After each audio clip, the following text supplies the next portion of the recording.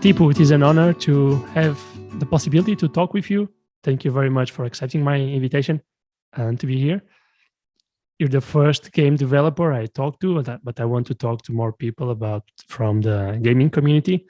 And I think that it is amazing that today we have this opportunity to even get in touch. Because I remember in the early days of Warcraft in the 2000s that I saw the map developers with a bit of mysticism, like these unreachable people. So the fact that we are so close and we can go and talk to you directly and give you feedback, it's a wonderful opportunity, I would say. Yeah, I'm really happy you invited me, and that's kind of funny. You're saying like that kind of distance, right? You had with map devs and just people that make maps. But when I was younger, I also had the same feeling, right? And today I'm able to do stuff. Although I'm not saying I'm the best map developer, obviously not. But with time, you learn some skills, and you're able to just pull up some fun stuff, right? Yeah, That's even just the kind of fact also that, for instance, we can see the streamers play or the pros, if we can talk about pros, because Warcraft is not competitive anymore. But I remember that I would kill for the opportunity to see Groovy comment the game because it was so rare. And at the time, you didn't know anything. We didn't know what the game was. We didn't have any theory. But then you listen to the pros talk, and you're like, whoa, this makes a lot of sense. So I think that proximity with these people, the streamers, also is another wonderful opportunity and another example of how communications bring us together. Yes, and I think something special with the gaming community is I still feel like pros or streamers or like personalities are still like reachable people, right? They're not just like presidents or Hollywood actors, right? They're still just like you and me. But they still got like that skill step or knowledge step above us that made them where they are today. But I think they seem to be really nice people, especially Grubby. He played a lot of Warcraft, and when I actually came back to Warcraft, like a few years ago, I was watching Grubby and just saying like, wow, Warcraft is still, it's still being played. Somebody is still streaming it. You mean more recently in these last few years? Yeah. Well, maybe like 4 or 5 years ago. Because like with StarCraft 2, I kind of let Warcraft 3 behind, right? Because StarCraft 2 was the new thing, and then League of Legends. So even though I played Warcraft 3 when I was younger, so like you have to change or update to the new stuff coming out, right? But at one point I was like, damn, I'm bored of League of Legends. It's kind of a toxic environment. I can't find really other things to play. And just looking at Twitch, I saw someone, and I think, yes, probably was Grubby. And I saw him playing, and I was like, damn, Warcraft 3 is still good. I'm just gonna give it another try, and then that's where it all started back again. Right. That was before you grabbed Pyro? Yes. I was able, to play with Pyro just a few years ago, but before that, I was slowly getting back in, just playing custom maps, a bit of melee, and then just trying again with the world editor, basically. But yeah, Pyro came a few years after. So when did the custom game, because this is what it is about, it is a custom game within Warcraft. When did it reach your hands? Because as I understand, you're not the original developer, right?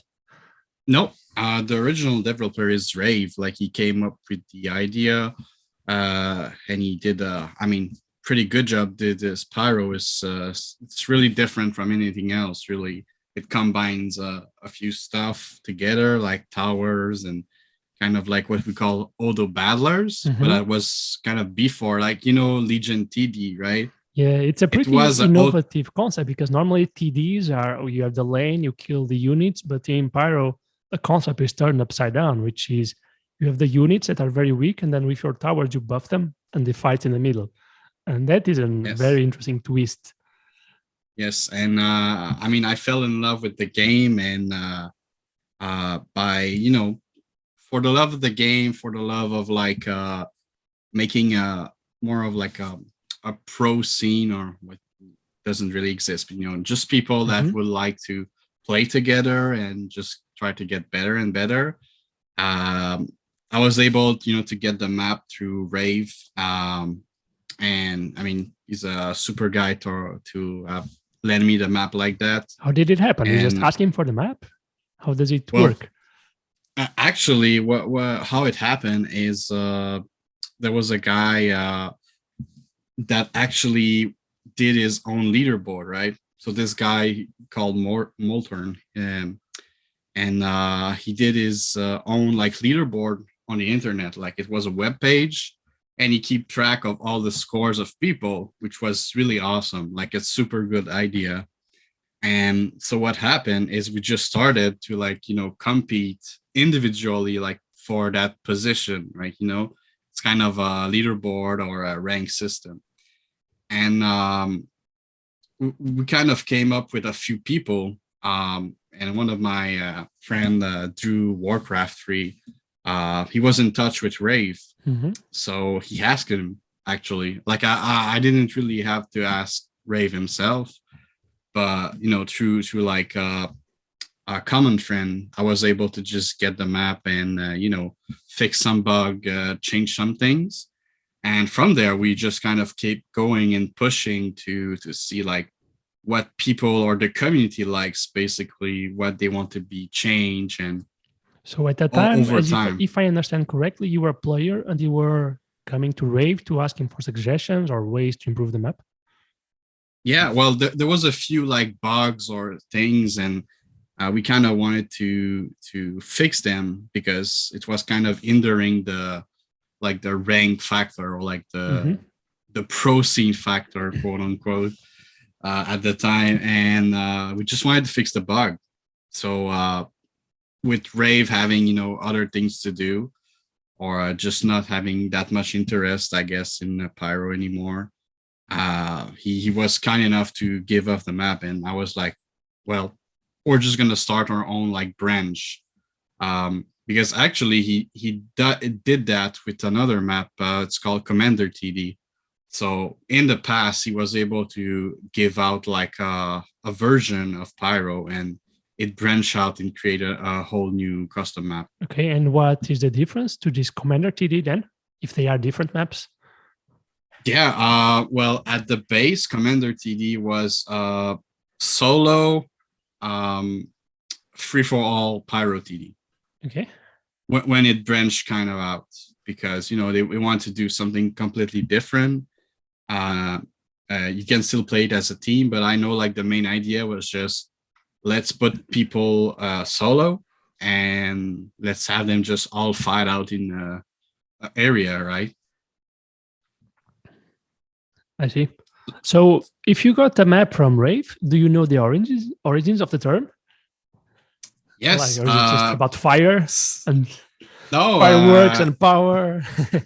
Well, that's what I thought at first, right? You see Pyro TD, and you're like, oh yeah, it's gonna be a map about fire, or like in the Warcraft 3 tile set of like a fire dungeon, right? Yeah, yeah. I think it's a strong name. Uh, At least when me and my friend, my neighbor started playing, we're like, oh, let's play Pyro. Yeah.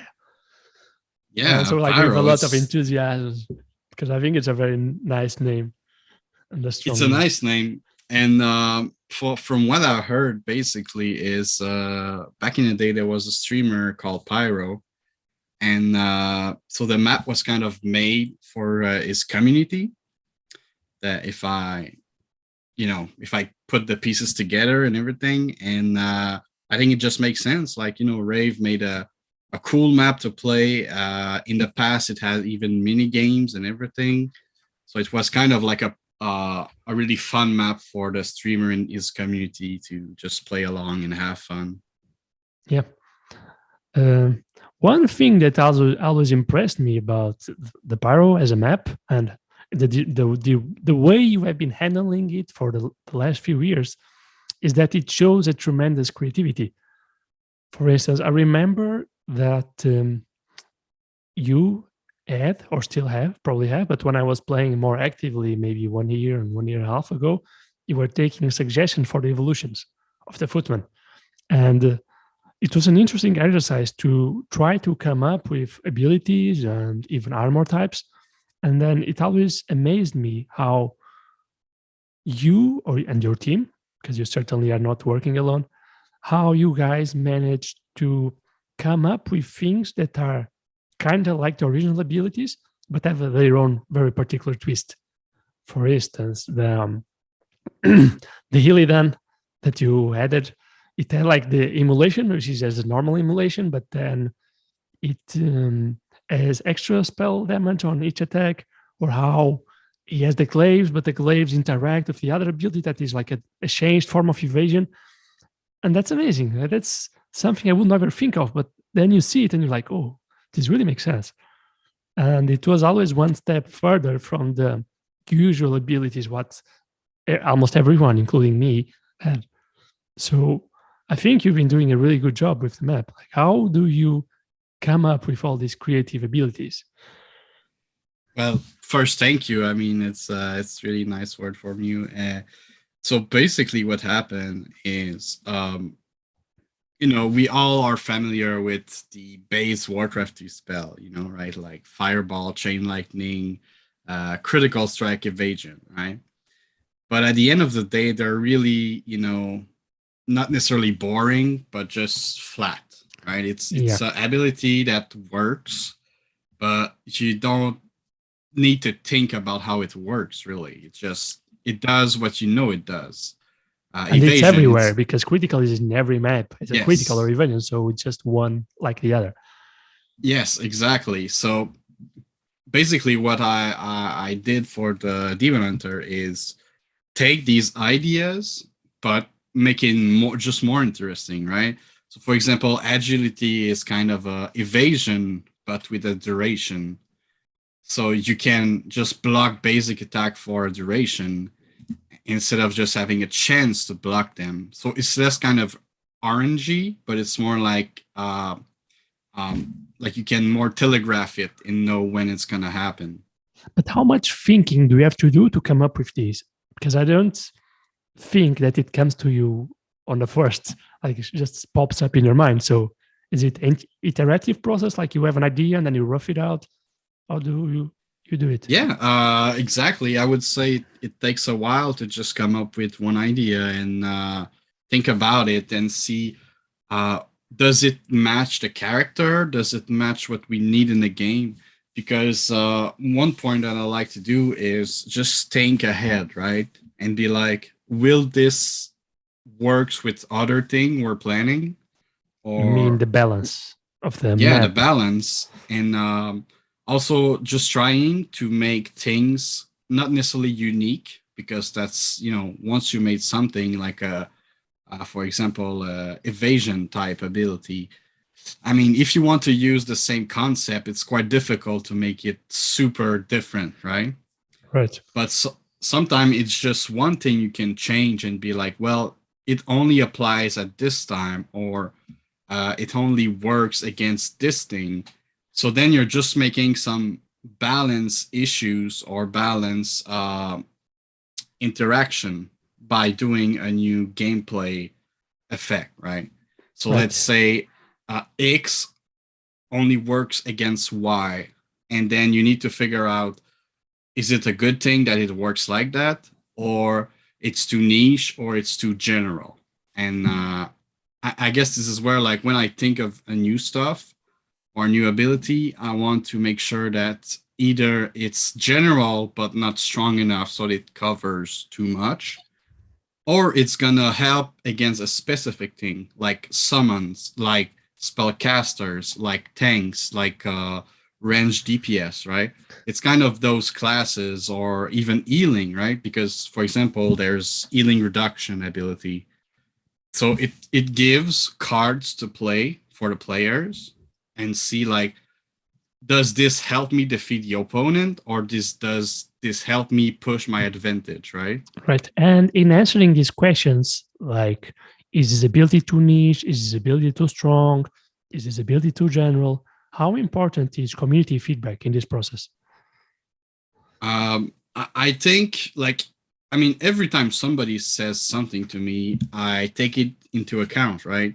Even like crazy things, because I feel the player, especially the one that plays a lot, right, kind of know how things work together. Even myself, I don't play necessarily every day, but I watch a lot, and it helps me like feel the balance. But at the same time, you need to know how does it really feel to use this ability. How does this ability either for reaction or offensive, right? Because let's say you have an ability that should be a counter, right? Mm-hmm. You kind of want to feel like, oh, maybe it's not strong all the time, but it should be strong against this like event or unit or ability, right? But if it doesn't feel like it's that way and you're not able to feel like it's kind of doing its job, and I mean like not necessarily on the first try, but Yeah. like a couple tries, just like any experiment really. I Uh remember the fucking wolf meta with the shamans and the wolf rush, yeah, and it but was crazy. That was clearly a bad design of the ability to overpower because everyone was doing that. And when something is yes, its own counter, then you also know something is wrong. yes, but I guess when the wolf first came like to state of power, right? So the wolves are like a summon ability with a cooldown, but they can just keep coming. Um, but the thing with that is they were not strong the patch before, and I was like, why is nobody kind of picking them? So I buffed them and see like will they pick up? But on the other end is when I did that, I understood a lot of the things that were kind of too strong with the shaman. So the unit that spawned it. So like he had like 1k health, which was way too strong for the Yeah, early round one. And powers. it healed the units, the footman. Like it begins the round in the middle and poof, Yes. everyone full health on round one. And that was Yes. crazy. So by a buff, everyone just kind of came up to play with it and use it. And I think that's kind of like how you can define a meta, right? It's when everybody just use it and it's Yeah. strong. But the majority of people use it because everyone else is using it. So you don't see the counters, you don't see the options you have. But I would say that at that point there was no like super options in Pyro because the number of evolutions or options are still low. Like I'm working and adding new evos like every month. What Sometimes number of like evils are there now? Like more or less? at the moment 15, but Okay. there's a new one coming really soon, and so it should be 16, right? It's quite a lot. That's a lot of interactions if you think about it. So Yes, it but must be, it gets increasingly harder to balance it because the more you have, the more connections you have between the abilities. exactly, it's really harder to see like, oh, is this thing really strong, or is it because it's with all those other things that make it so strong, Like, yeah, like right? people not yet figuring out how to play against it. Yeah, Because that or also just happens not with the that. meta. Like people get too focused on that tactic and they lose a bit the creative mind to explore other options. And that is shows, for instance, in the melee map of Warcraft, in the normal gameplay, where Mhm. for like a decade, someone thought this was the best strategy and it was unbeatable until someone does something else entirely different. And you see, oh, after all, this is pretty busted. And Yeah. sometimes it's just players not being explorative enough and creative enough. But as a map developer, I imagine that you can't really tell when something is really strong or when people just don't know how to counter it. So Yes, and I try to ask or reach out to these kind of people too, right? So on one end, you have people that just play something, they get like beaten, or they use something, so they think like this is strong, this is weak. But on the other end, I could say like some people are really trying to make it work, or to make something work, and on like in my head this should work, but sometimes it doesn't, right? Because I don't have like the most calculation possible, like the most data. I guess, and it's something super important when you're balancing, right? But this is something I'm just not able to reach. I can know like all the match that are being played, what's the stats. Well, we kind of trying to get to that, but with like a system like Warcraft, we are kind of limited on some aspects. Yeah. So based on all this, what do you think that are the characteristics that make a good developer? Or like what do you try to be, or like what are the important things that you want to incorporate in your thinking or in your coding? Uh, well, first, I think the map developer should just think about like making a good product. And by good product, I mean something that people will enjoy, people will have fun with it, right? But also listen to the feedback either from new players, like I would say beginner players, so not exactly new players, but also players that are performing really well and just having that, high calculation aspect. They will think about a lot of things and be like, oh, this is not going to be strong, or I can show you that this is really strong, this is not that strong. So overall, I would say that you need to make a quality product that is fun, enjoyable, but also listen to some feedback, right? Because you can't make everyone happy, but this is kind of where you need to. It's sad how nowadays making a good product seems to be less and less the focus of the developers. And Blizzard is a striking example of that, in which they released Reforged and it was a complete fiasco. So it seems that gaming companies more and more try to maximize profits, even if it costs the game in the short term or in the long term. So they try to maximize profits on the short term, maybe to please investors, maybe to get the highest bonuses, but that harms the game in the long term. And you see that in Blizzard. Blizzard is a striking example of that, but you see that in games like Magic the Gathering, that now Magic Arena is kind of hated by a lot of people because it's focusing more on extracting money from people and not by giving a good platform to play. So it seems that it's increasingly harder for a game developer to have that goal that you said, to just focus on its craft and perfect the map. Yes, and I just think it's a problem with the kind of the industry, right? Because I don't think map developers or just game developers as a whole have the power to decide, can we release this or can't we, right? It's more like the investor, like the big ads that have kind of that choice. So I'm pretty sure most of the time people know that their project are not like the best. You see something like Reforge and you're like, half of the things are not working. Should we release this, right?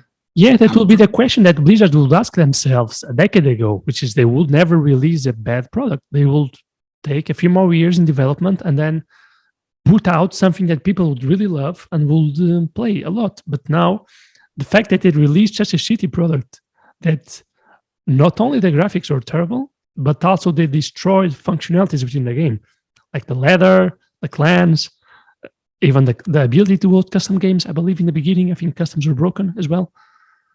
So it's not even about improving. It's just about releasing something new that they can sell for 30 euros. And that it's even worse than what already existed. So yes. Oh, sorry. I would say it's just about the greed completely. Like the people that made the decision are not game developers. I'm pretty sure that like I guess someone that is game developing at least like some love for what he's doing, or some like proudness in that, and be like, well, I made this, I'm able to see like it works and it's a good product. So I just feel it's not in their hands that's how it's happened. Yeah, that shows that shows by the number of staff, like the original staff, that just walked away in the last decade in Blizzard. People that said the company's vision is no longer what I share as a vision, and these people that make great games like Warcraft 3, Warcraft in its original expansions, they just left.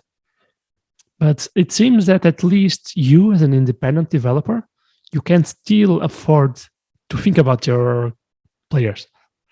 So, Yeah. or do you have any incentive? Because there's no profits, I think, in Pyro. So you can just focus on the community. Yeah, basically, I'm not making money off Pyro. Like everything we get as like donation or anything, we just use it for like the tournaments or prize pool or anything, right? Because at the end of the day, what I really like is seeing people play my game, seeing they enjoy it, like they think it's fun, they think like, or for old players to say, well, I like this improvement, even if sometimes you get people that don't really like what you're doing, but that's just how life is, right? You can't please anyone. But if you feel like you're doing something great and you feel like most of the people you care that like, you know, see the improvement, or like they're able to at least give, you know, because you can give criticism, sorry, Yeah. pardon my French, but it's like if you can critic something, but with actual like example on why you should change it. Because one thing we didn't talk about yet is being able to revert stuff or admit that you kind of made a bad decision, I right? mean, revert changes. Yeah, or just, you know, so they see like Reforge, right? It did really bad, and they did not like patch it up super quickly, or they didn't revert back to No, in like fact, having like 2 or 3 years later, and the only ladder that nothing. exists is the ladder by the W3C champions. So it's like Yes, the community of Warcraft, or a few guys, they do a better job than the actual multi-million company at fixing their own yes. product. So that's crazy to me. um and for me, like I feel just by, you know, being someone that played the game for a while, I can look at websites like Hive Workshop or at like development team like a Warcraft 3 champion and see just how people can do great things without having all the money they need, right? Yeah, I It's agree. Like just for the passion love is, of it's it. almost like passion is more important than resources. Yes, Who would have thought, yes. huh? When you really want to do something, you can make it work, huh? Yeah, well, I mean, just this morning, right? I was doing some stuff on the editor, right? You know, changing some spells or some effect, and the time flew by, and I have put like 4 hours just changing a couple stuff, and it's like nothing happened, right? I Yeah, was so, you know, passionate about doing what I do that the time doesn't matter, you know. that's You can wonderful. do. And I think that's super rare nowadays because we said because of the corporate greed, but because it's, I think it's always beautiful when someone, in this case, a map developer, is so, uh, how to say, but like so genuine and so kind that just focus on his product, focusing on improving it as if nothing else mattered. And as you say, like, as the time passes so quick, I think that's the best indicator that we're doing something that we love. Yeah. And coming back to, you know, like companies, I just feel sometimes people just don't have the time to do it. Because if I was, you know, hired by a company, right, maybe I would not have the time to take like 6 hours to fix one thing and to make it work perfectly, like kind of how I want, You right? would Or have if just, that's your job. Like you're doing this for free. Imagine if you're yeah, getting paid for it. Then yeah, you have but double the incentive to do it. So I don't think that that's for argument sure. is valid. And But like going back to the W3C example, the Warcraft champions, like if a bunch of dudes can do it in their free time with no access to the resources like the APIs and so on of Blizzard, then the Blizzard itself, with its thousands of employees, not in Warcraft, but like even if they put 10 people in Warcraft team, they wouldn't be able to do something better. the, Or uh, by manpower, yes. But what I was trying to say, it's more like, what if I have to deliver it by the end of the week, and I have to do, let's say, the context of Pyro. I have to do a new evolution. I have to do a new mode. I have to do everything, and I have until like this week to put it out. Maybe I won't take the 6 hours I took to fix something that, you know, would probably just do fine if I don't touch it. But why would you have a timeline? What if the company just told you, improve the game as you see fit, take your time, just make something great that the people will love? I think games would be just so much better. Really, this is all you need to do. It's like game developers, they test their game while making it, right?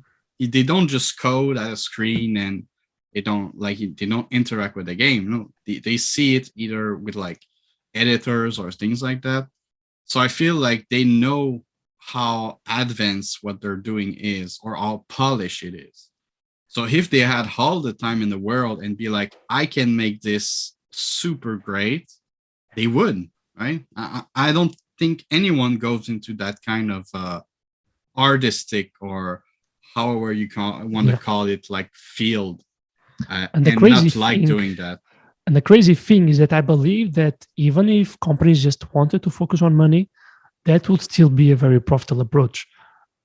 Maybe not so much in the next year, but as a long-term branding. And you see, in Blizzard, people are still playing the game 20 years later because the original games were so good that it got people invested. And that's very hard to erase. And also the proof is that how Blizzard is trying to undermine the community so hard, like by releasing a broken game, by not fixing it. And the Warcraft community is so resilient. They never give up. Like Ruby is still streaming after all these years. And there's no competitive scene. There's no money to be made. There's no game support. And it just says, I love Warcraft. I will play Warcraft for as long as I love it. And this is so powerful. Yes, exactly. Like you could say that the game has been living for a lot of years just by the passion that people take into it, right? That's it. Yeah, like even if Reforged never came, we would probably still be talking today, right? Because if the game happened, like I would probably went back into Warcraft and try my own things. And I mean, there was a lot of patches just before Reforged that were really good for the game, right? A lot of change for map developers. So I would not say that everything happening in the last few years was bad, but definitely it's like if they just said, oh, we're going to release Reforged 2 years instead of like just sending it now, people would have kept playing and the hype would have been better, and we'll probably have a better product and be like, oh my God, this is good. Yeah, even if they only do some patch notes, meaning adjusting the balance of the game, I think that's already enough for long-term health. Because that was a problem with Warcraft for so long. There were many years, I don't remember how many, but I think it were a couple of years, without any updates. So the game stagnated. And yes. And there's so much thing they could add or change or, like maps, because Warcraft has kind of that RPG random aspect, right? I mean, the melee one, right? It's like you got these hero abilities, you can creep, you can get like items. So really, they would just need to change the balance, add new maps, add new items, tweak them. And this doesn't require creating super new things, right? Yeah. It's not like making a new system or a new, it's just changing numbers. And still waiting for the Naga race, by the way. Yeah, well, I mean, this is, a lot of things could have happened. And I mean, yeah. But Blizzard kind of dropped the ball and like didn't do what they could. As someone who is so interested in the community and is so close to the community, exemplified by the fact that we're here talking, that you just accepted to talk to a player about the map that he made. So yeah, do you feel the love back from the community or like the appreciation for you as a developer that really tries his best to improve the map? Yes. I guess the how would I say it is sometimes you have people that show their love and some that show that they don't love you, right? So you have some negative and some positive. And I'm just happy that I can focus on like all the positive person around me. Really, Yeah. like I'm more lucky, I guess, to have them than they are to have the map, because I just feel it gives me so much more energy to keep going. And when I see someone be like, hey, I want to play, or I think this map is cool, I want to try new things, I want to play with my friend, it just gives me the boost to be like, okay, well, I'm gonna put 3 hours and try to finish what I was working on, and get the patch done. And when I see a bug, right, I'll try to fix it in the next 30 minutes or something if I'm able to, right? Sometimes some bugs are just, out of nowhere. But Yeah, there's really, always that people that are ungrateful that they see someone who is doing something for free and they still say, "Oh, fucking bugs, man, just fix the map." Like it's your obligation to do it. I got that a lot yeah, when I was doing fan subbing, and some people are like, "Oh, why don't you guys just release it? I'm tired of waiting. You guys are blah blah blah. You are slackers." And yeah, you're like, "No, man, we are doing this in our free time. Take it easy. Take a shield pill." yeah, exactly. It's like, I would say negative and positive, right? So these kind of people, you just try to, don't have them in your ads, and you just try to get people that are positive about it and be like, what do you guys think? Is it like, and sometimes people that are near you or just active, they're going to tell you, well, this is not so good. Like, this could be changed. So it's kind of where over time you just accumulate like feedbacks, good and bad.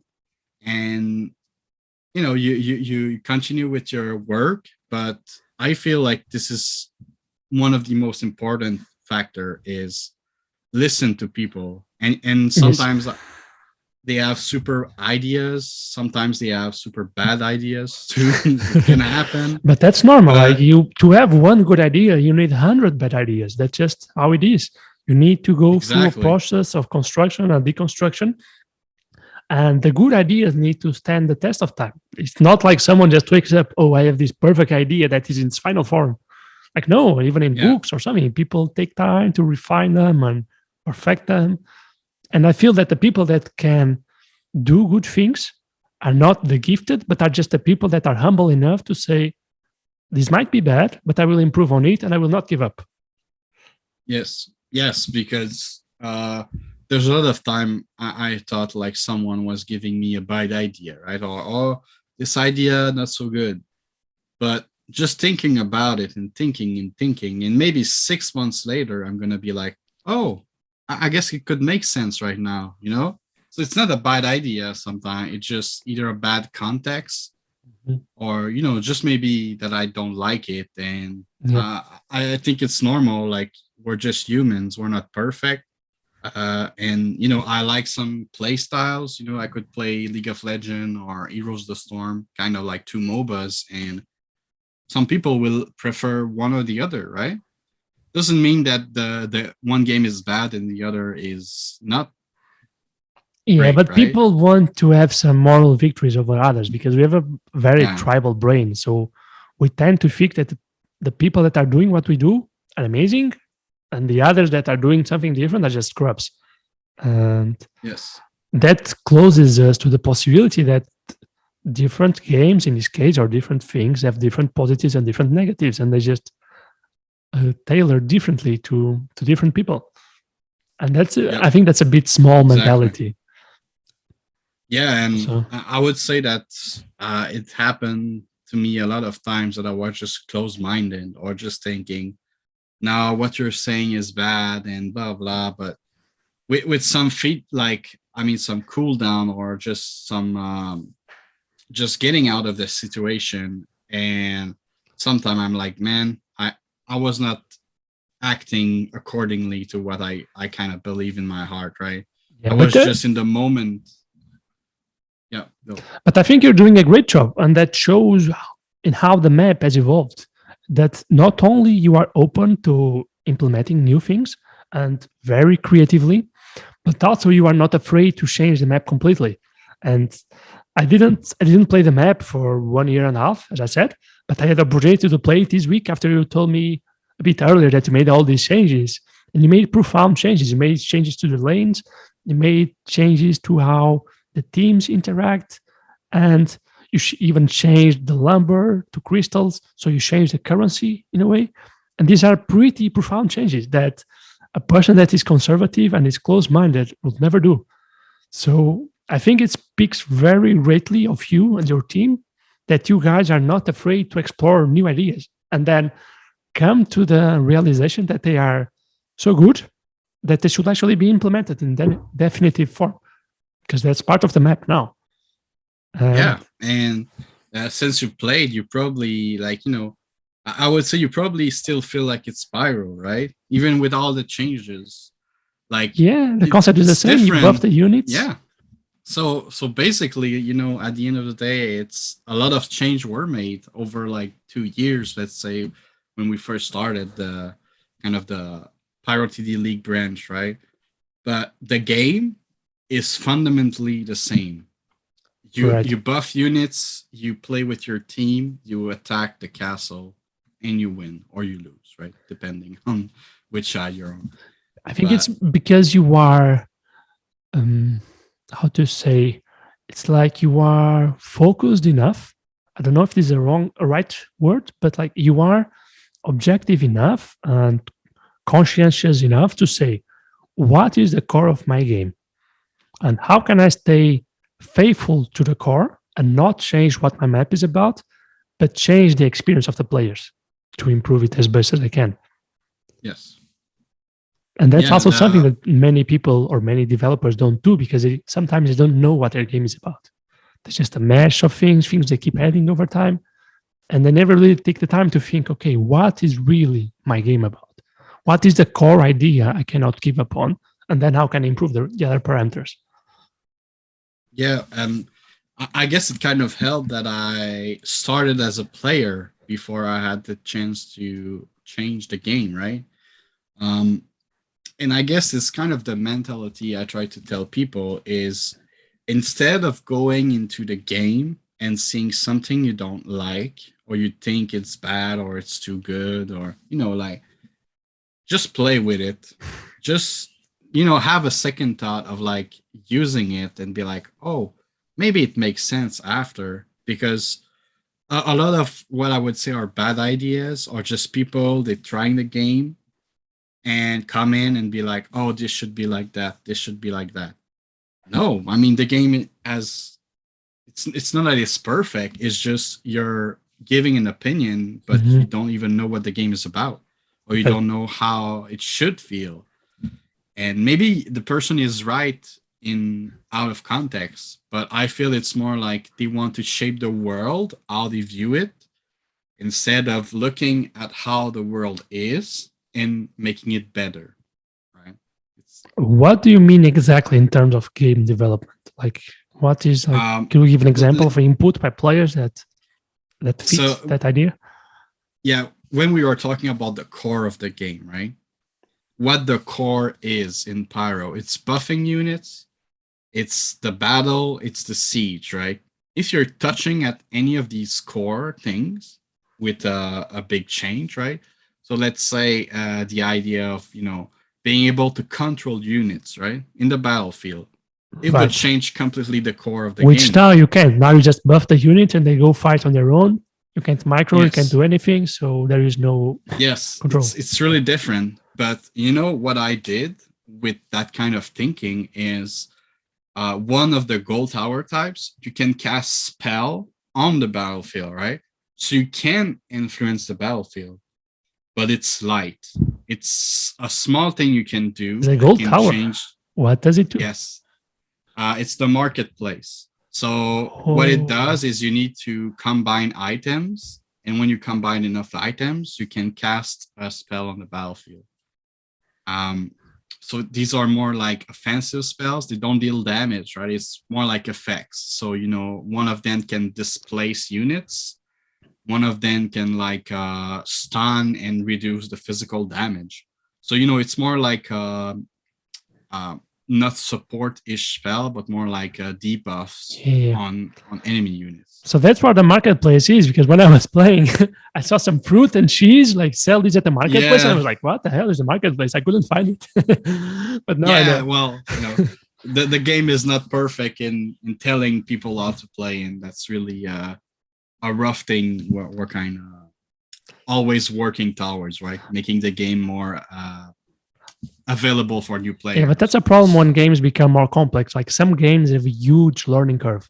For instance, the Angel Yes. Arena, you have so many bosses, you have so many items, and you need to do it in specific order. And the game is very complex. So, like, I think there's a balance between making it simple enough so that new users can get into the game without worrying too much or without having the need to memorize, and making perhaps the game versatile and with enough content to allow experienced players to show their experience and use it as an advantage to new players. Yes, you're right. And I would say with that is, even if you have a complex game, right? And you put everything for the new players to see, text, videos, everything. You know that half of the new players, won't even take a look at it. People don't like to read, they don't like to learn, they prefer to feel it. They be like, what is this game about? And just try by themselves. And Yes. this is where, like, you will always lose people because they don't understand, or they don't really want to push further. So really, you have to make it simple enough and complex enough. But I feel like sometimes some people will just never get into it, and that's fine. You can It's have a fine game also. You cannot that's, please everyone. yeah, exactly. Like even if like 10% of your player that tried a game, they just rage quit, or they're like, what is this game about? I don't understand. I don't want to read. But it's fine, because this kind of person, they're not even able to make an effort. So do you really want Yeah. them as players? Like, do you want negative people around you, But basically? even they don't have to be negative people. Sometimes the game just doesn't resonate with them. And that's perfectly True. fine. It's not a game that Yeah. is bad. It's not them that are bad. Just different people have different habits and they have different things that draw pleasure from. So no one has Yes. to be at fault here. And And sometimes to acknowledge that is okay. To acknowledge that we're all yeah. different when we like different things. And that's not because what I like is better than what you like. It's just different. Yep. And I would say that today, like in 2022, we played so much game that you're always able to compare it to something else and be like, oh, like, let's say somebody tried Warcraft 3 for the first time, but they played StarCraft 2. They're gonna say, this game is too slow. This Yeah. game is, Too few I don't know. units. What are these Yeah, heroes? They are so hard to control. yeah, Yeah. exactly. And it's like, but it's fine, because it's not like when we go back to the first Mario Bros. Game, you had nothing else really. You had like That was other amazing, man. simple That's game. the first Super Yeah, Mario is one of my best gaming memories in the Nintendo 64. Because one yeah, of my friends had it in his home, like my neighbor, and we didn't have. So we would in the street, we will gather in his home and we'll play, taking turns. It was amazing, yeah. amazing. Yeah, and like, I'm pretty sure in your head you just remember like having so much fun, so much control, like, but if you had played it again today, maybe you're gonna be like, oh yeah, this is great. But maybe you're gonna be like, they could have made that better. And Well, because now yeah, you're you an adult. experimented You're also other, playing with an yeah, adult brain. So things that were yeah, hard for you, maybe they're easy after all. Like mechanically, you have yeah, better reflexes and stuff. yeah. And but I would also say it's just like, the more you know about the world, the more judgmental you're going to be about something, and be like, this is not perfect. Maybe when you were younger, you were like, I don't know anything else. So really, for me, it makes like I have fun playing it, and that's all that matters, right? There was this image that I don't recall where I saw it, but it described how people change over the years. And the metaphor was that as a kids, we are a hill of snow that is blank. And as we grow older, we make paths in the snow. And when we make paths, we increase the probability of next event we go through the same path. So we reinforce our habits. And this was in the context of hallucinogenic drugs that someone who did it says, okay, like psilocybin or other hallucinogenics have the benefit of putting the snow back on everything. So it erases the preconceptions you have of the world and you can start fresh. And I think that was wonderful. And it's kind of, it's kind of the same. Yeah, I guess you're right. Like people just go for the same team again and again, and like I would say with Warcraft 3, at some point it was the best game ever. After that, it was like, oh, it's an old game. Maybe I should try other things, and I still came back to it because now I can see how good it was for what it is, right? Like even if the classic graphic are old, they still stand up through time. Do you think that we go back to Warcraft because of nostalgia, because we played as a kids, or do you think the game is actually still good, even the game itself or the customs? I think it's mainly because of the customs. I would say unless you're like a big melee player, but because Warcraft 3 melee is really unique, right? You have like these hero, you have these items, you can have like, it's really different from like StarCraft 2 or 1 and Age of Empire, right? If we're talking about big RTS. But I feel like the custom games just made Warcraft 3 infinite possibility. You Do can you do think that anything you want. new players, like people who never played Warcraft, never played a custom, they will open the launcher, do it, and say, okay, this is a fun game. Or these customs are fun, I will play this. And I will not play other modern games like Dota, League of Legends, Age of Empires. Um, I don't know because I feel people today they prefer to hop into a game, press queue up, and start a game. That's all how they want to do it, right? They want to go into League of Legends or Dota and just queue up, do the game, the same thing like 10 times in a row. Because Warcraft is a bit more complex, right? You have to go into custom games. Let's say you want to play customs, and you have to find some things you want to play. Right. And you So depend on the availability of others. Like you create a game and sometimes no yeah, one joins for half an hour and you're like, fuck this. I'm yeah, gonna do something else. exactly. But with games like Dota, people be like, "Oh, I want to play Dota," so they up on Dota, they play Dota, right? In the Warcraft 3, maybe sometime you're like, "Oh, I want to play Pyro," but if nobody is playing Pyro, maybe you're gonna host a map and maybe it's gonna fail, maybe it's not gonna fail. So you have all these kind of possibilities of it not working like you want it to work, right? Because let's say I want to play Pyro, maybe not gonna be able to play Pyro like in the next 30 minutes. But if I go on League of Legends and I queue up, I'm sure I'm gonna be able to play and I'm gonna have Yeah. the same experience I have.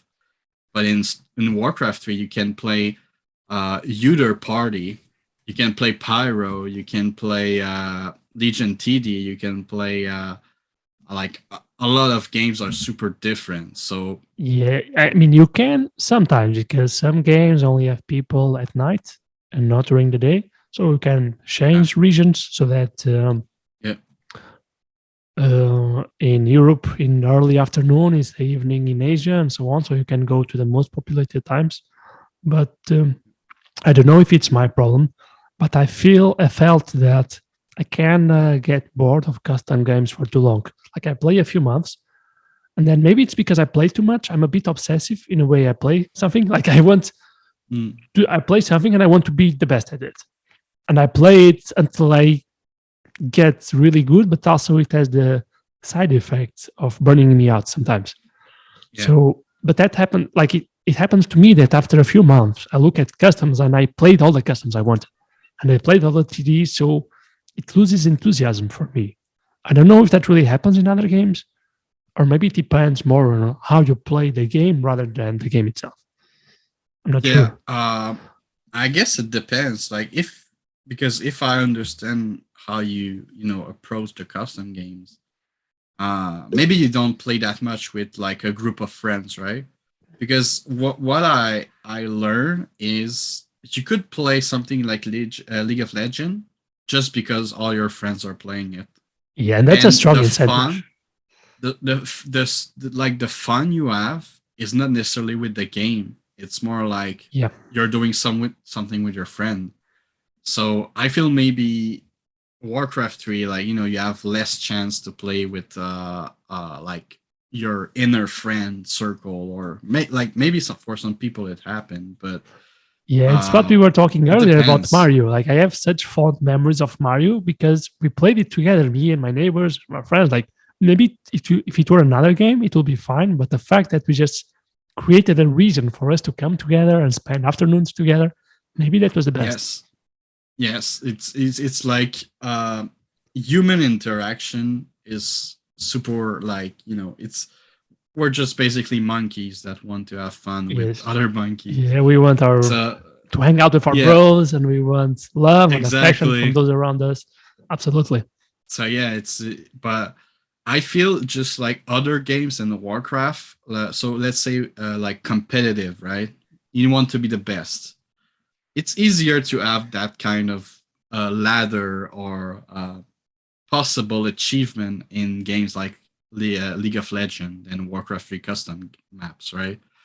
Because it's in Warcraft 3 customs, there is not that much people compared to League of Legends. You Yeah, of could course not. like you can play League of Legends and do ranked games, Slightly less and people. yeah, slightly. But if you want to do good and be the best in League of Legends, and that's really your goal, you're gonna be able to play alone, and you can just queue up, play a game, try your best, rinse and repeat, right? In Warcraft 3, it's kind of like you're limited. At some point, you're gonna hit a brick wall or something like, well, either I'm winning all my games or there are just not much people to play with, But do right? you mean customs or the normal map? I think customs. Normal, I guess it's a bit more healthy because there's still like a few not necessarily pro players that play the melee. But I feel like customs, you're really limited, right?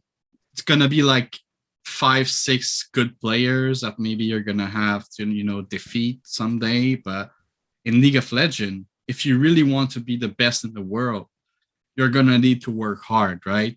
So you can't invest all that time if that's really your goal. But in Warcraft 3 customs, really, what can you do to be the best in the world? Maybe you will never know if you are or It's you're not that not, hard. right? I remember I was playing a lot of Dragon Ball Z Tribute. I don't know if you know the map. Yeah. And so basically a map where you start with your hero level 1, and then you have all these sagas and all these power-ups. And the game really rewards who knows the timings of the sagas and Mm-hmm. when to go where. And that was exactly my experience. Like I thought I was good until then I go play to some other server, or you just get the really pro player and he completely stomps you because he knows the timings better than you, and it's such a big discrepancy. Yeah. So yeah, maybe the skill cap notices or shows more because you have some people that are casuals, completely casuals, they just play whatever custom is online, and then you have these people that just are inserted in the communities, and they go on the Discord and they strategize and discuss, and they are really good, and they will always stomp you unless you want to dedicate a lot of time to Yes. matching them. Yeah, and like I was saying, you can just go into Warcraft and let's say there's always like um a tribute, like lobby up, right? You can always play it. But every match will be different because there's no matchmaking. Maybe there's gonna be 10 pros in the map, maybe there's gonna be 10 noobs. You never know what you're gonna get, right? So the let's say like your expectancy of like players or skill is like Yeah, yeah, it's all over the always board. different. Yeah, but when you play a game that has a major league system and a matchmaking and everything, like it maybe sometimes it's gonna go up, sometimes it's gonna go down. But if you keep pushing, you're always gonna improve and try to get better players and try to get players with your skill. In Warcraft 3, exactly like you said, you can go into a custom game and get completely obliterated, even if you think you're good. Like, oh, well, I know what I'm doing. One guy, he will know everything. Yeah. He will know every timing, and he just beats you. And you're like, oh my God, maybe Yeah, I'm yeah. not good after all. Yeah. But then you'll be like, oh, I want to get better. So you up into the next game, and everyone else is new. So you don't need to improve. You can just do exactly how you do. Yeah, you Like, don't really have the challenge. You will have the challenge if you play with the same guy all the time. yeah. But then, now it's harder to keep contact in Warcraft since anyone can join yes. any lobby. So the chances of you being in the same lobby can be kind of low. Kind of low. Yeah. When you were playing League of Legends, tell me if I'm wrong, but did you feel that it was a game that promoted the feeling of community, that what we were talking earlier, like that feeling good of playing with your friends? Because the League of Legends is usually a very toxic community. I never played it, but I wonder if it is really a game that unites people or that just make people pissed at each other. I think if you play it with like your close friend, you're gonna have a good time. But if you try to reach out to stranger, you're gonna have a bad time, right? Most of the time. Let's say like not always, because there's always one person that's gonna be nice.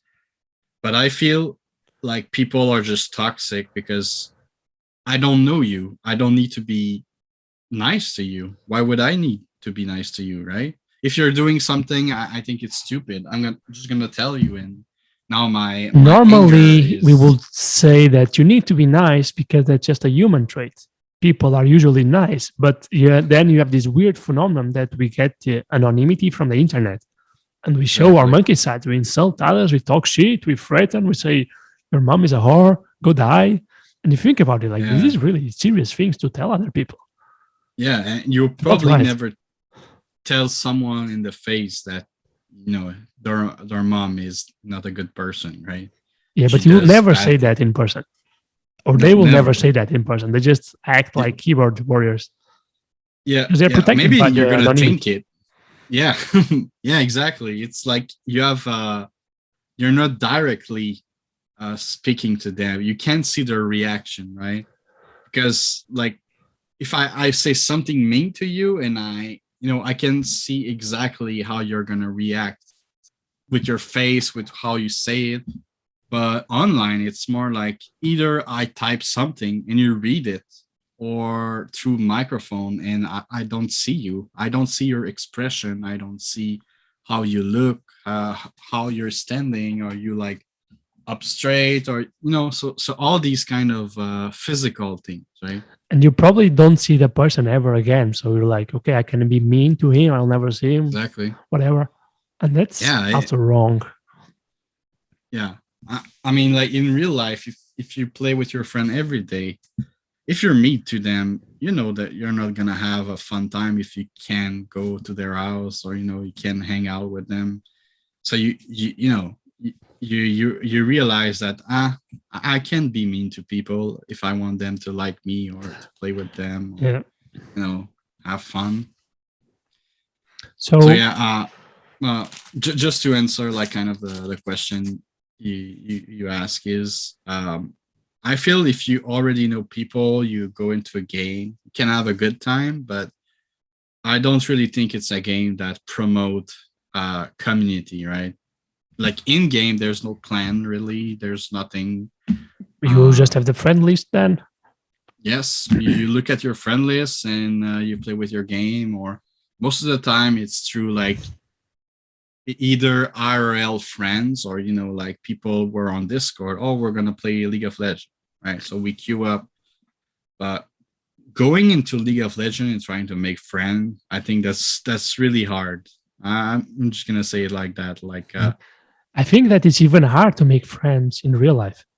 When I was a kid, like yeah, I grew up in a street that is just a bunch of houses. So we have a street in front of our houses. So it's like a place to hang out.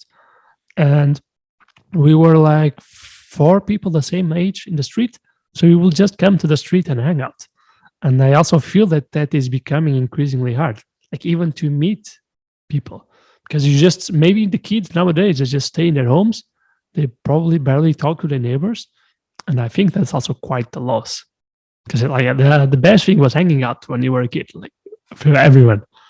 And I worry that that is becoming increasingly hard to do. Even if you tell your kid, go out, play, maybe he doesn't have anyone to play with. Maybe the other kids don't want to come out and play football or play whatever.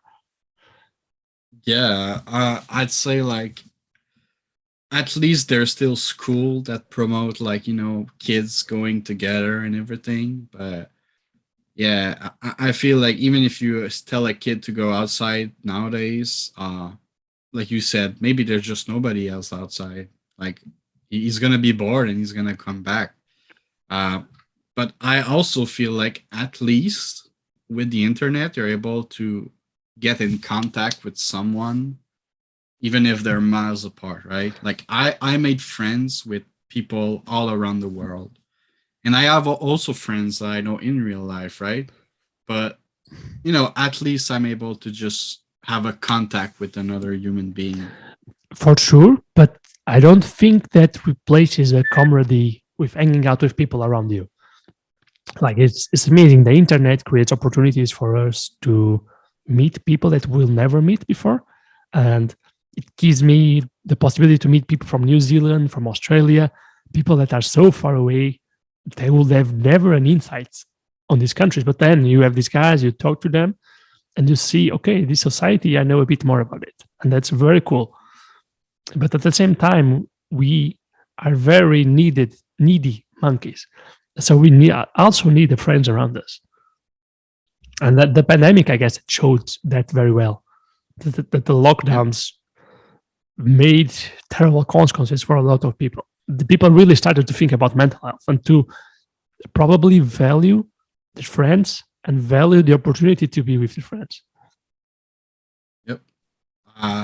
And yeah, exactly. Yeah, I just feel we need the contact, and I think I was lucky enough to grow up and being able to go play with my friends, play outside, do weird stuff with them, just experimenting life all around, like having fun right outside, and just having the contact, like uh hitting each other with sword that we were thinking or like knights, or trying to shoot each other with like Nerf guns, and just enjoying the life. And yeah, I think with this pandemic, I'm kind of sad for all the youngsters that can't enjoy it, right?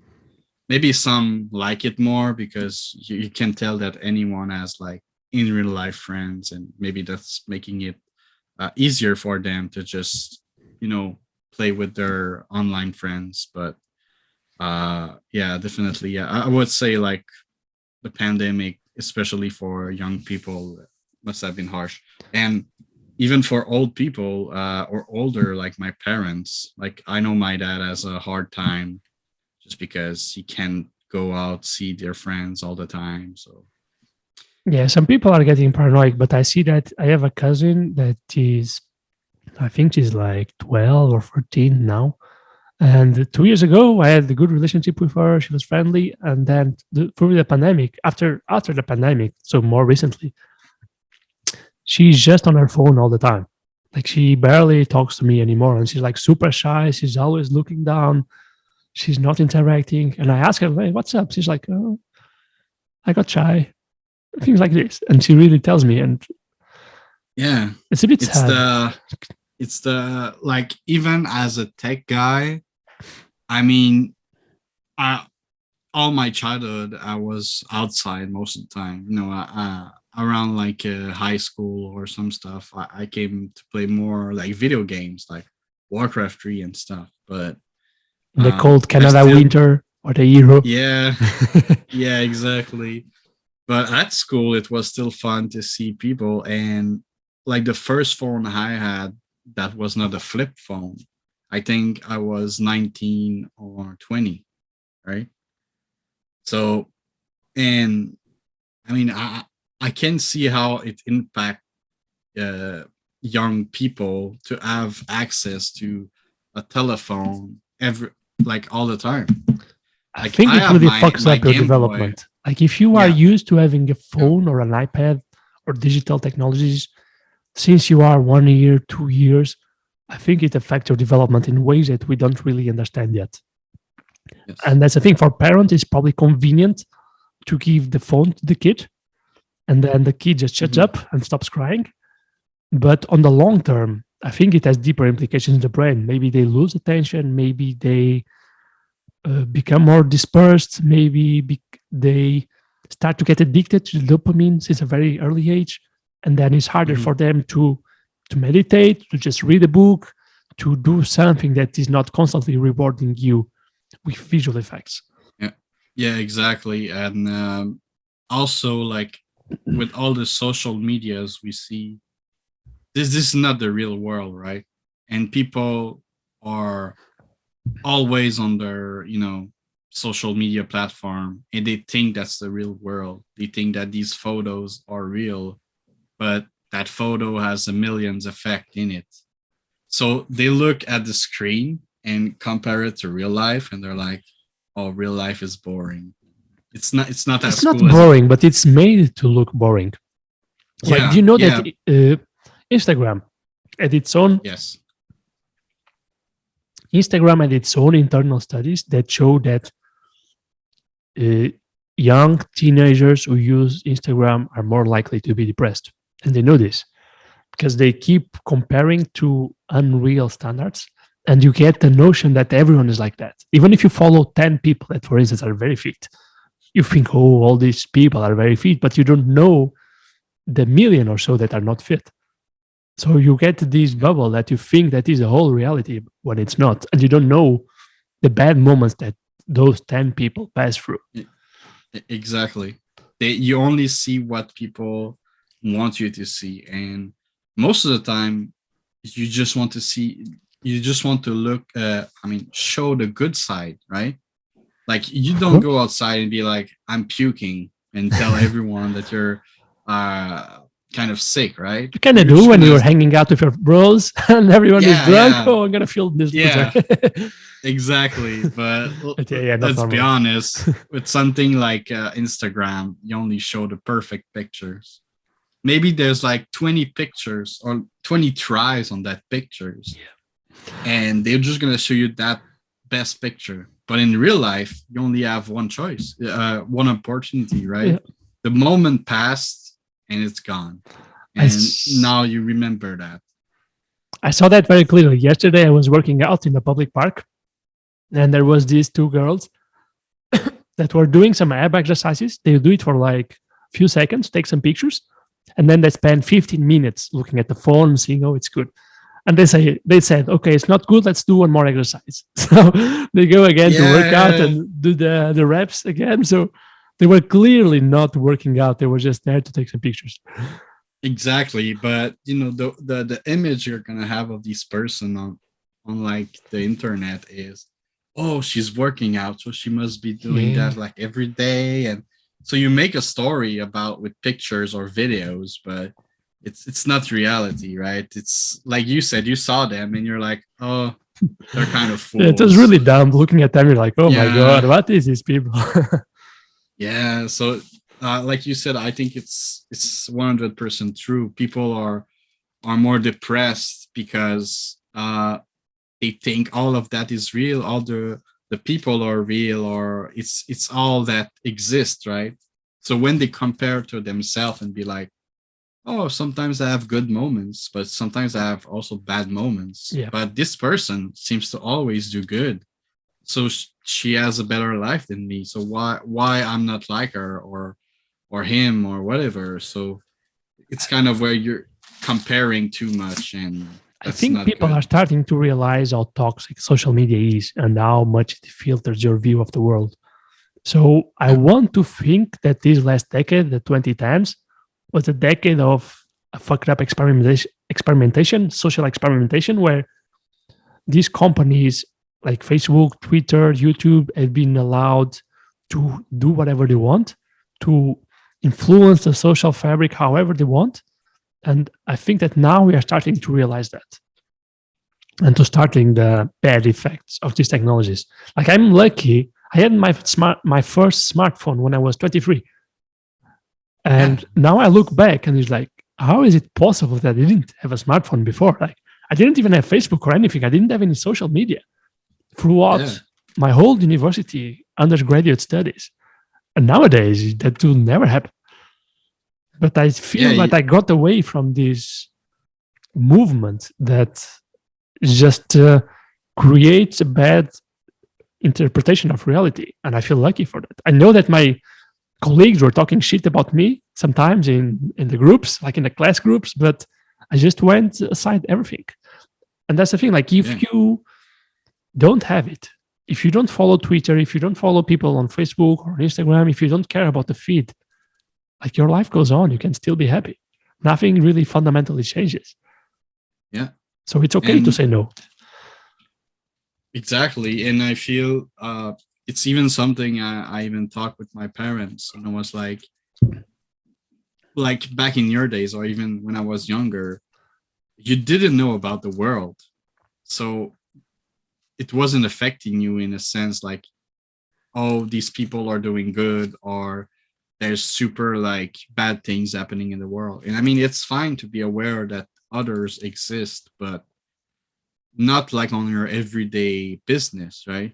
Like everyday life there's a lot of bad things, good thing happening. And when you try to compare or you look at all around the world, oh, this person is now a doctor, this person had made $1 million, and I'm still in my room just looking on my phone, right?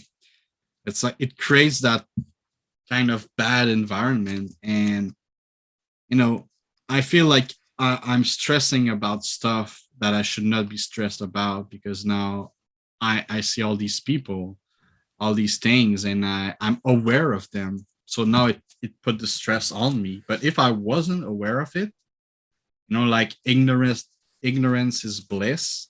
Like if you don't know about it, it can't hurt you. I mean, if you don't know, in a sense, right? But in the case of kids, they don't know the effects of the social media. So I feel that it's more and more the parents' responsibility to teach the kids to say, okay, if you use this, beware that you can be more depressed, you will compare yourself to others, they will show things about themselves that are not real, they will only show the good, they will not say the bad. So when you see someone online, it's not the full story. You should not take it for granted.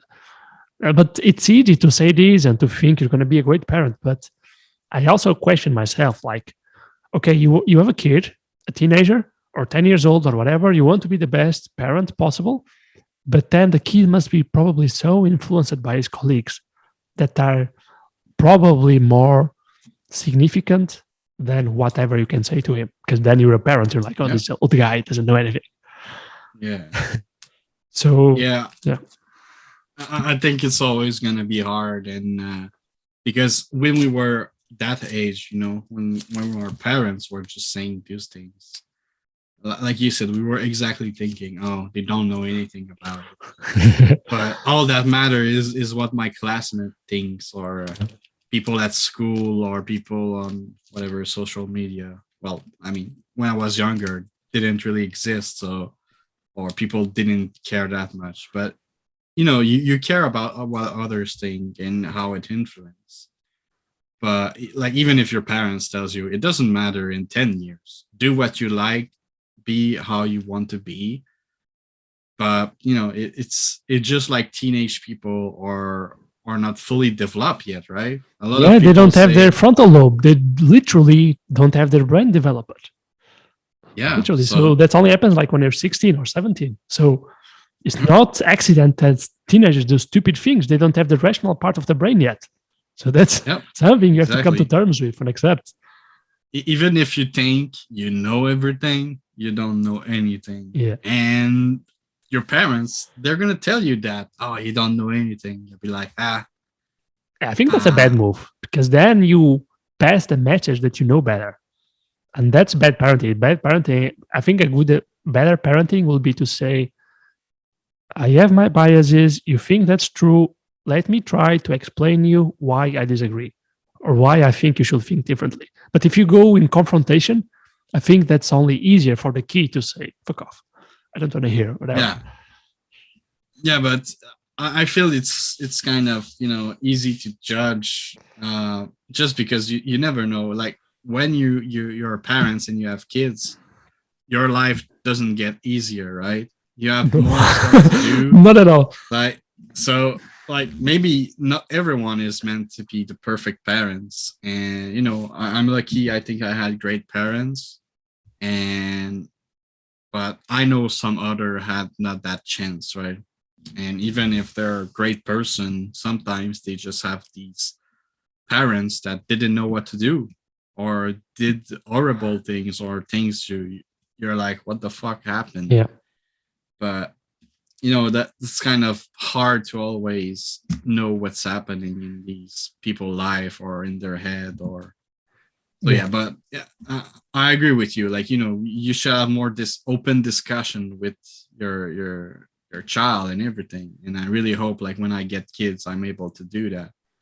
And it's just the best that I wish could happen. But I'll never know, like, until I have kids. Yeah, you never know. And this is the kind of activity or a kind of thing that you think you know everything, and then you get a key that is completely different from what you expect, and it turns your world upside down. And there's really no chance to predict or to. But this is what my parents will tell me: when you're gonna have kids, you're not gonna know what to do. Yeah, it must be scary to have like a baby in your arms, and then he grows up, and then you have a teenager, and you have to deal with him, and you're like, I have no idea how to do this. Yeah, even if you were a teenager, but the thing is, like we were talking before, sometimes you don't listen to your parents. So basically, what they were telling you to do, you never thought about it, or you never kept it, or maybe like a few things, but overall, so you don't know how you should do because you'd never understood what your parents were trying to do, right? How to raise you and everything. But well, one thing I wanted to also talk about Pyro, going back there, is about the leaderboard, because I was also very impressed when I got to the map recently, and I saw that what was once just a leaderboard that you said, how you picked up the map, it was a leaderboard, you started to improve on it, but then when I played 2 years ago, it was also a leaderboard, and now there are actually tournaments, and there are tournaments with prize. So how do you develop the game just from a random leaderboard on the internet to actually tournaments? Like, how did you draw the interest of the community enough to make it happen? I was very impressed.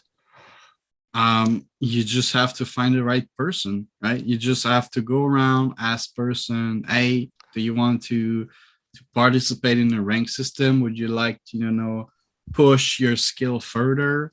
And I think a lot of people like that, right? When you're telling them, hey, you like the game, but would you like to play with like a matchmaking, right? So like the game are more fair, so they're more equal, so you have more chance to win. Technically, it's not like just one-sided, right? There is a matchmaking component that balances the teams, right? Yeah, we have all these kind of stuff on our website that can help. And for the tournament, well, it's basically, do you want to show others what you can do, right? And not everyone participate in, but a few people that are confident in their skills, they want to show what they're able to do, right? Yeah. How many participants do you have more or less in tournaments nowadays? Because I remember also back in the day, it was like 3 or 4 teams of 2. So it was always the same people, but do you now get different people, or is still all the same?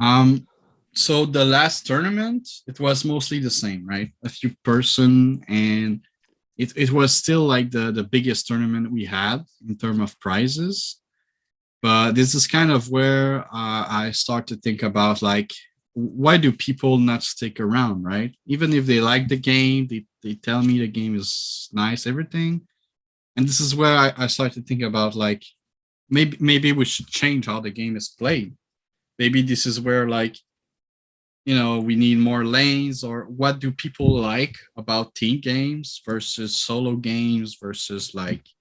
So this is where all came together, and I was like, there's a reason people are not coming or not participating more, right? Right. Because we're advertising, we're trying to reach to people, but the reason you're not playing, the tournament, maybe it's because the game is lacking something, or Or like, maybe because you feel it's too competitive and you don't feel prepared. yeah, like all these kind of you know th- thoughts or whatever you have. So by that time, we started to think about like how we could improve the game to have better players, what they liked about the game, what they dislike about the game. So a lot of feedback went into it, and I was like, I don't think players, when they play team games, like to be always in a team aspect, right? Or at least not in like kind of PvP. And this is where some people like the 4v4 team format, right? But a lot of people started to not like that, either because they're forced to be with others and to always like play with the same rules, and like one person dictate a bit how the game is played Yeah, for a and then team, like sometimes you have people that deviate from the strategy and fuck it up or just build randomly. yeah. So And it's so understandable that noobs beat some people in team games because they just yes, carry you down. yeah. And like some new players that are willing to try to play the strategy that is strong and everything, they just kind of lost like the need to play more. They were like, oh, I figured out the game already with like 2-3 games, so why would I play more? Like, I feel people like to play a game and discover things. Yeah. It's like the discovery factor. Yeah, Like, what we were how talking, can like I? not too complicated so that you can get in as a new player and still understand what the game is about. Even if you don't Yes, know the strategies, just you can play the game. Of yes, course, you're not good, but still decent enough. And yep, do you feel that after you made these changes to the lanes, you were telling me the other day that you did changes so that people can play as a team if they want, meaning that they can build in the same space, but they can also play solo so that each player has its own lanes. And then the footman from the 3 players or 2 players or whatever, or the 4 players, they just meet in the middle and then they fight. But you are in control of your own build. You yes, feel that it made people stick around more? yes. Definitely, because now people, even if they're new or even if they're experienced, they can do what they like, right? You can go around, do your own build. You can also look at what others are doing and be like, oh, I didn't think about that. But nothing is forced upon you, right? Right, because traditionally you Uh, have this guy. Okay, guys, we're gonna do this. You do priests, I do yeah, mortars, or you do heal, I do damage, and you have this yes, assigned, well-defined role that you are immediately expected to do. yes. And like that's also fun, but not always. Like some player just don't like it, right? Like I was saying, it's more like the explore or to understand new things, right? So if you're solo, you need to do everything, right? So that's harder than before, but you can experience with what you want, right? I can put my tower there, I can put it there, I can do this build, you can do that build. So everyone can do whatever they want, but the fight is still really team oriented, right? So when you see the fight, you know that one player can do really good, the other player not so good. So you can still see who's strong, who's weak. But if you're a strong player and you have weaker players, you can still show that you're strong, right? You're not limited by having one player that's really doing Right. nothing or anything bad, right? That you think And is in bad. this new system, how do the buffing works exactly? In the older method, you had the same 10 footmen for each team. So the whole team would apply the healing and the damage to the same footman. So now, if the lanes are separate, how do you get the final stats? Like even if one guy gives only healing and one guy gives only damage, do they combine in the end, or each player needs to do both healing and damage? So yeah, you need to do everything, right? So instead of having 10 footmen per team, now each player have 6 footmen. So it's less footmen than before for one player to handle, right? So it makes sense. But the stats you give to your units, they're the stats they're gonna have in the fight, right? But what I did is I made the battlefield a bit more separated by like back lines, front lines, right? So if you're making a captain evolution, right? So a tanky evolution or unit, he's gonna go in the front. So, so you coded for him to be a bit faster, to on purpose go in the front to tank. No, well, it's more like in the pre-battle phase, he's gonna just position himself in the front. So when the battle starts, he's already in the front. No, so he's gonna be cool. the front line, right? Yeah, that makes sense. So it really matter because what can happen is, let's say you don't want to do health or armor, right? You just want to do damage. Well, it's possible. You can just do damage on your units, like having an archer or backline, probably, instead of like a front line. But this is where like each player can specialize in something, right? Or you can have 3 players that kind of like do a bit of everything and they're just able to help each other out, right? But you can have a game where one player is going only tanks. That's cool because you still have the strategy element to it. You can still specialize, but it's not too specific that you can do anything else. Because even if you make tanks, you still need to give him health, damage, and so on and so on. So I think that's a pretty cool choice. Yeah, and I think it's how the game is going to develop a bit more. It's like each player is going to do a really specific thing for his team. And this is like the big overall strategy. You still got your little stuff to manage, but as a team player, you're gonna need to do damage. Maybe you're gonna need to do like more tank, maybe more support too, right? So that's amazing. So how did you manage to get prize money for the tournaments? I was very surprised that you were like in a custom game with no revenue, no ads. You managed to give money to people. How does that happen? Well, first I was able to give out a bit of my own money, right?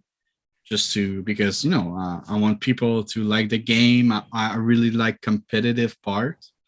So I feel like this is where you get the best game, right? When people really want to play, when you want to win. It's quite a commitment. You already give the time to make the map, and then you even put your own money on it. Yeah, but I love it, right? If I wasn't liking it or loving it, I wouldn't just not be doing any of that, right? How much are we talking about in terms of money that you put? Oh, maybe like 200-300 USD, like United States dollars. Not that. It's quite a lot. Not that much, actually. Well, yeah, it's quite a lot. Considering all the money we had, after that, it was a lot of donation. Like a lot of people donated amount of money. We're talking like Appear Anon gave us like a good amount for the last tournament. We have also Zarq, which is a really appreciated member. He's always there helping us out, and he's giving us like monthly money, really.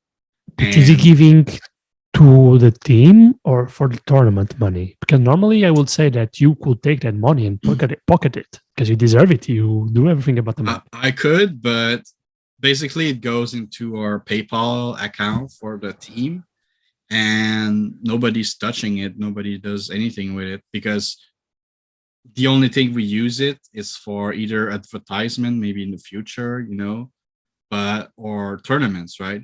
But everyone that have access to it is on the same like mindset as me, right? I don't get with people that just think differently like that. And it's more like that money is gonna go toward just making the game better. I'm not taking any of that money. Maybe, like I said, if there was something we need to pay, or like the server for the website, or small things like that, maybe it can go into the expense because it makes sense. But really, like 99% of the money that we receive is going back to the people. It's another great trait of you as a map developer, because you can also resist this urge, this greed to just take money.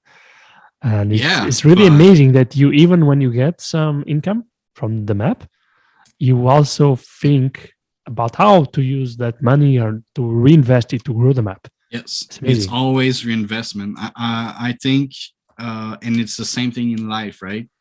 If you sell something and you spend it all, well, you're not gonna have money to reinvest in having more money, right? But basically, with the money here, it's more like I want to make the game better. I want people to enjoy it more, and the more people enjoy it, the more I can put into it, right? So it's like a snowball effect where, and I just hope one day, like we're able to get away from Warcraft and do our own thing, right? Like doing our own game, like a lot of Warcraft 3 developer did. A standalone game? Yes. Like Dota yes, branched off Warcraft and now it's its own individual game? Yeah. Yeah, it's like the dream of any map developer, right? Doing his own thing, being able to control everything, and it's absurd amount of work, but I feel like right now in my life, like I would like to do this as a side project and try to, get people to help me. I already have like a superb team on Pyro TD. So, we're still working every day, and hopefully we're going to make it, right? But if you branch off, can you continue to do it as a hobby, or the time investment will be so big that you need to consider it a job? I don't know yet. That's kind of the fun part. Is it's more like I will do it until I'm able to put more time into it, right?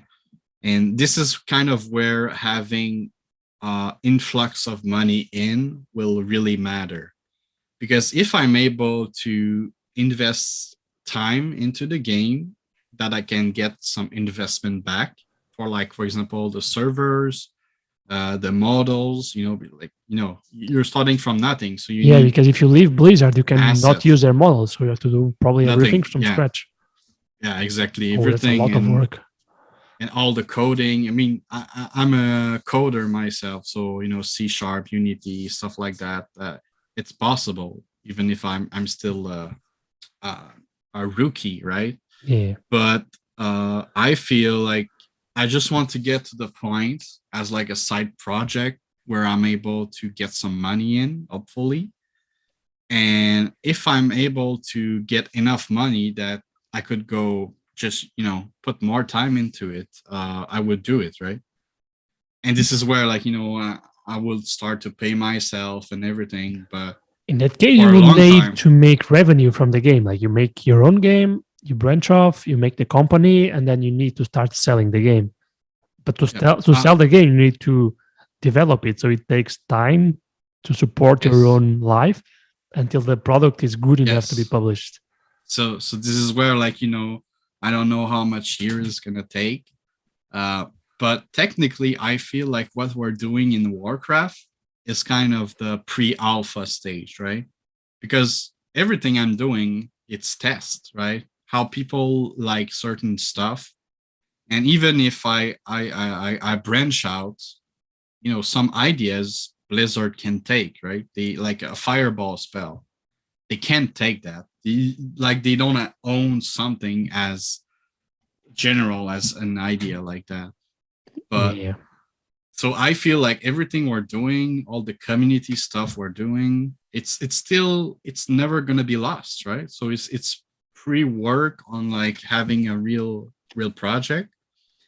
And but I feel like I'm gonna be able to have a decent job, have some money and still do that on the side. But I really hope that someday I'm able to, like, just start having a bit revenue. Like you were saying, selling the game, but it's probably gonna be free to play. Actually, it's Yeah. more like skins and stuff like that because Yeah, what I meant sell is just that you have a product that you can monetize, even if yeah, you yeah, sell exactly. it at the start or you go through skins and so on. Yeah, So exactly. if this map doesn't work, how do you see your future as a game developer? Like, do you consider yourself a game developer outside of Pyro, or Pyro is your project and where your heart lies and what you're going to do? So since I'm studying in programmation, like I feel I'm just gonna always be programming stuff, right? Either games or software, anything, application like Android, anything, right? So like even if Pyro would not work as a project or anything, I would do something just for fun and try to get into a kind of a polished project because I just like game development, right? I like the communities, and I feel like I would just always do it. But it's a side project. It's like when I come back from work, that's what I want to do. So this is where like it's fun for me to do it. If I was doing this all day, maybe I would not like it as much as I am right now. Yeah, that's a But good point. That maybe yeah, it's just enough. And we go back to the same point of by doing this, you feel the love out of community. So you have all this affection that is coming into your system and that makes you feel good and probably want to yes, continue. yes. I mean, a lot of people like to be or to do something and see other like it, right? Even if like right now I'm not getting anything out of it, but I still like that idea, like the feeling, like the community, the messages, everything. It's like it's just like giving, right? Some people like myself, we just like to give things and see the recognition of like people enjoying it, really. Yeah. One thing I want to talk about, maybe it's the last topic I will bring up. Yeah. It's about NFTs and skins. And I don't know if you thought about this, but I wanted to talk to you about this as someone who has a game and who knows the importance of skins. For instance, I remember that one of the prizes of the tournaments was skins. You have a different Yeah. builder, and then you also put in the game the avatar of the winners of the tournaments, so people have a feeling of being special and different. And I Yes. wanted to ask on your opinion on how much do you think these markets, the skins, the cosmetics, the NFTs, have the potential to be really important in the future? Sometimes more than the games itself. Um, it's funny you're talking about that because up here, Anon, one of my closest helpers, right? Well, I mean, he's part of the team, so really, and he's really into that kind of stuff, and he already brought me up to it. And I'm more like the septic guy, and I'm like NFTs. It's more like people are willing to buy because they think it's gonna make money. But I feel like it really depends on how you bring it up in the game because I've seen some NFT games, right? So the game is all about the NFT themselves or crypto games, right? Yeah. But in this case, it will not be about the NFTs, but using the cosmetics side as an Yes. extra layer of meaning for many players. Yes, many players yes, just want to show off and they want to feel different from the others. They want to have something that is different and makes them feel special. And this is a very strong force in the human brain, I think. Yeah, and it's totally the way we're actually going to go, right? Like I was saying, I want to make the game free, but skins, everything is going to cost money. It's going to be like, you want to show support, you want to show the others you're like invested or you're the best, like for example a prize like a skin for winning, right? And I think it's a really cool things to do. You like, it's not pay to win, it's just like a display of either your enjoyment for the game or your skill level, right? It's like, hey guys, I got this builder or this skin because I was good enough to warrant it, right? Yeah. So do you think NFTs is just a hype or that it is here to stay and be part of games? I, like I said, I think it's different. It depends on how you implant it, right? If I was to make NFT into like a standalone type of game, I just don't know how I would do it sincerely. Because when I see the NFT games that are out there, all I see is people trying to make money. They don't care about the game. They're Oh just like, oh, yeah, I want this skin because I know I'm gonna be able to sell it. I don't want my yeah, game to turn into like people just farming it, you know.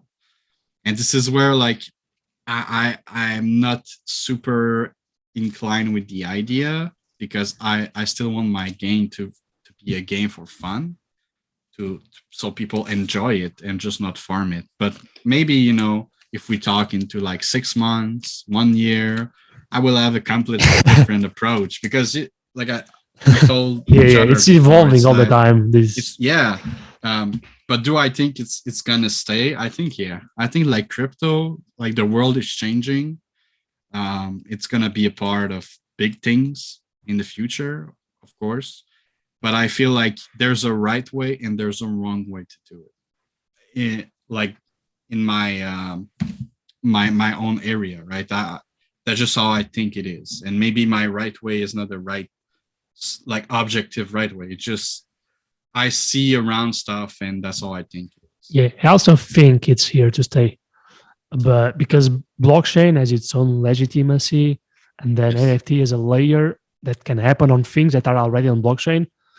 I think it will be a natural step to implement. All right. Yeah. Um, so to conclude, where is the best place for people to play Pyro? Well, the best place is Warcraft 3, either classic or reforged. That's where you can hop on the map and play it on the Blizzard server. Yeah, so that's the best place to play. I guess the Discord, of course, and our website, pyrotdleague.com. And And yeah, then they can that's find information where the hosting is yes, happening, where all the competitive yes, people are yeah. All the news are playing. there. All the patch notes you can find on the Discord, basically. And yeah, if you guys heard about us through this super podcast, just let me know and Too kind. say hi. Nothing. Yeah, well, I mean, it's super opportunity, and I really like to talk with you. And hopefully, we're gonna talk more either on screen or off screen. Like always free to Yeah, for sure. I come look around. forward also to see the direction you take the map and the more creative solutions you find. Because every time I see a patch note, I'm very impressed. So thank you, Yeah, Tipou. Also, it was thank an you. honor to talk to you. It was very fun, and all the best for your Yeah, map. thank you a lot. Thank you. Bye, folks. If you like this podcast, consider liking this episode and subscribing to help supporting me in this journey. Thank you.